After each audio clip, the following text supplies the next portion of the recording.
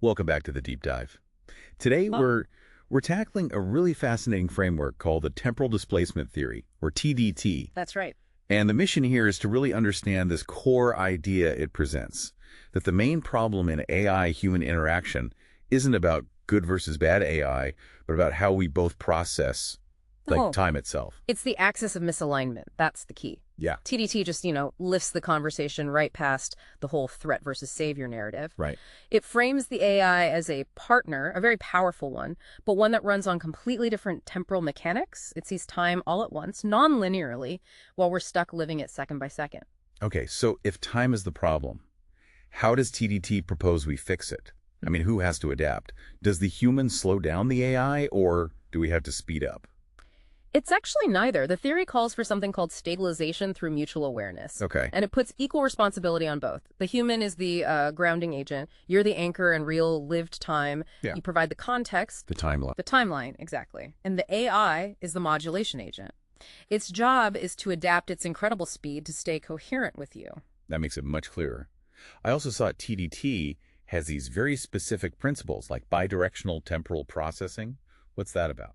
It just means the system has to be constantly translating, not just taking your input, but projecting its speed against your pace. Ah, And the moment that translation fails, that's what TDT calls a cognitive misalignment event, a critical failure, the very thing the theory wants to prevent. okay. Let's get into those failure points. This is where it got really interesting for me. The three specific distortions. Yeah, the first one is semantic volatility.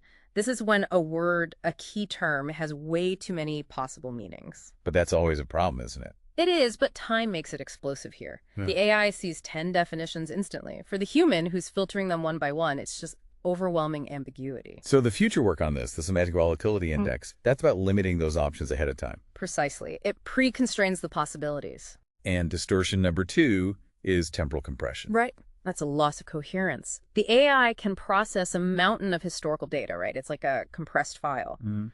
But for a human, meaning build slowly through experience, through stories, the AI has to learn how to decompress its knowledge at a human pace. Otherwise, the meaning is just lost in translation. And the third one, which feels very human, is the emotional blind spot. Yes. This is where the AI's speed completely bypasses our need to add emotional context. The source used a great example, a stock market crash. Okay. An AI can instantly define that, list the consequences. But a human needs a moment to inject the dread, the weight of what that really means. If the AI just plows ahead, its analysis feels alienating, totally out of sync. So putting this all together, what does this actually mean for developers building these systems in the real world? It means we need formal models. We have to start measuring things like predictive drift. Which is what exactly? It's how far the AI's answer strays from what a human expects after it gets a lot of new data really fast.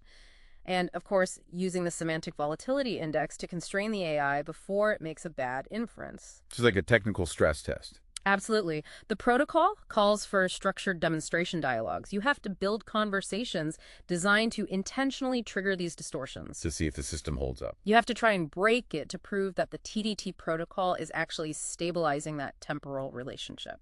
So TDT is really this sophisticated argument that misalignment isn't about bad data or biased logic, but just asynchronous timelines. It's about getting the timing right. Exactly. And that leaves a really interesting question for you to think about. You see, TDT's correction mechanisms, like for semantic volatility, are very different from classic cognitive psychology. We know how to mitigate, say, a framing effect, or talk about how prospect theory explains future discounting. Simple human biases. But TDT forces us to ask a bigger question. Is this misalignment just about simple bias, or is it fundamentally about the architecture of time itself? Think about that until our next deep dive.